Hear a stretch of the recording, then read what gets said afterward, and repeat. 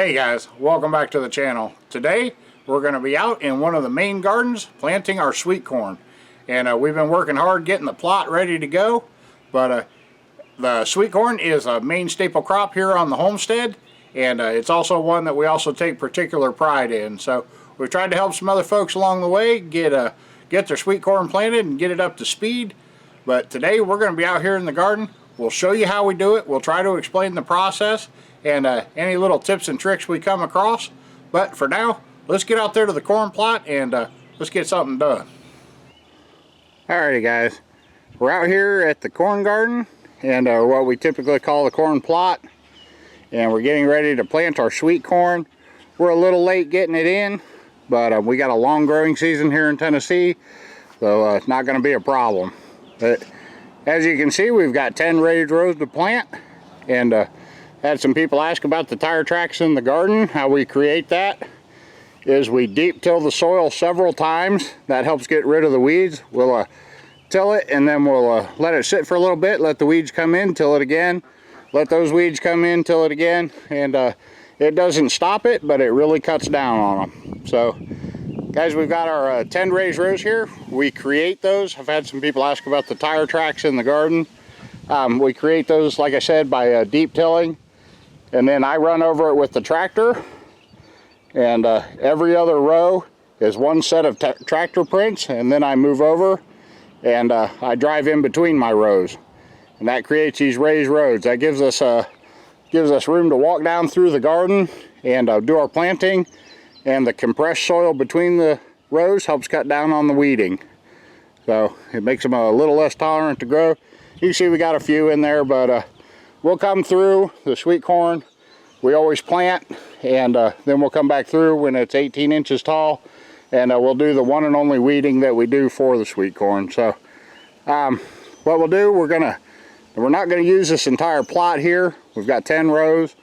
We're gonna mark off part of the garden, most of it, probably 2/3 or so, and we'll go ahead and plant that in corn. We'll use the ends of these rows up here at the house, and we'll throw in some extra squash and beans and anything that we're short of. We take inventory in the pantry before every planting, the spring and the fall planting, and we decide what we need to fill the pantry. So it's kind of touch and go. We don't really rotate crops. We more or less just plant according to the needs that we have. So we'll get part of this marked off. We'll probably give the end of the garden down there, the far end. Tina's probably going to want to plant some more gourds this year. We'll plant the center through in sweet corn. We'll plant some beans and stuff up on this end. And then guys, we'll let that sweet corn have about 10 days. We plant with 2 different kinds of sweet corn. And we'll go through and plant our long crop sweet corn. That's a 84-day. I believe we're going to plant Montauk this year. And we'll plant it. We'll give it, 11 days or so. And then we'll come through, and anywhere that the corn fails to germinate, 11 days is enough time to get it above ground. Anywhere that it doesn't germinate or it struggles, we'll come back through with like a 73-day corn. I believe we're going to plant Super Sweet 2173 this year, and we'll go through and we'll replant corn anywhere that we have skips or fails to germinate. So what that'll do is that'll fill in all the holes, but then all the corn being 11 days different in days to maturity, it'll let it all mature on the same day. So if you guys are curious how we get our full sweet corn patches, that's how we do it. We plant in 2 stages.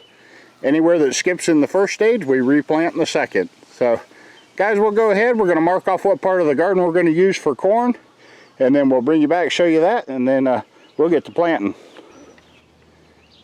Alrighty guys, we're back down here. We're at the far end of the corn pile where you usually see that tree stick pile. But if you can see my footprints coming across here, we've marked off about 8 foot of the end of the rows here, and Tina can plant her gourds and stuff. Now what we're going to do, we'll go up there to the top of the garden, and we'll mark that off as well. We'll leave some ends of the rows up there for beans and stuff, things closer to the house that we need to tend. So guys, we'll get those things marked off. We'll be right back and show you that too. Alrighty guys, we're up here at the house end of the garden now, and you can see there. But we went ahead and stomped in a line across there too. And if you look down to the other line, we're going to have about 10 40-foot rows of corn. So we'll go ahead and we're going to start getting those planted for sweet corn. Probably come back, do a little time lapse here in a little bit. But I wanted to tell you too that this ground, while it was tilled up several times, we also added some 3400, some straight nitrogen, and we tilled that into the ground and we left it for a couple of plantings. That'll become more important later when we explain how we fertilize our garden or fertilize our corn. But we put on 50 pounds before we plant. We'll put on 50 pounds when it gets to 18 inches tall, and we'll put on another 50 pounds when it gets to 25-30% of tasseled. So it takes a lot of nitrogen to grow corn, and that's about all it really wants. So everything else is already in the soil. But we're going to go ahead and plant up here. You'll probably see a little sun scald on these plants when they first come up. Anything we plant here, beans or squash, and that's them reacting to the extra nitrogen. But as the new growth comes on, the plants will adapt and they'll actually end up bigger. So no worry about sun scald on there. We'll show you that at the time and give you some tips on how to handle that. But we're going to go ahead, get this sweet corn planted up, and we'll bring you back and show you a little bit of that process.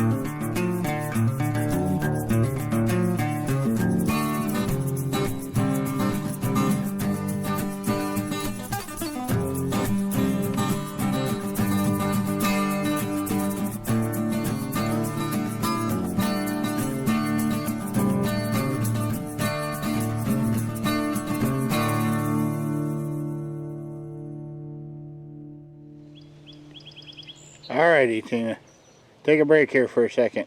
Okay. Show everybody your technical spacing. My foot. You're using your foot every time you step forward. Yeah, under my toes. You got little tiny feet. We're going to have close pointed corn this year.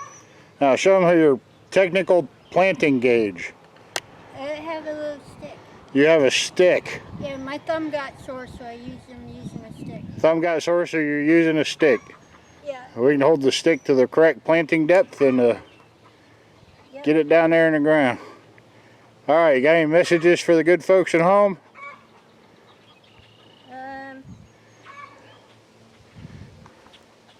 Corn. Corn. Lots of it. Lots of it. All right, guys. I'm over here working on thinning some plants for another video. So we're going to leave Miss T to her corn patch. And we'll be right back. We'll show you, or we'll talk to you a little bit here when she gets the corn patch done. So we won't spoil the other video. So guys, hang on one second. We'll be back. And mysteriously, this entire corn patch will be completely planted. Yeah. Alrighty, guys.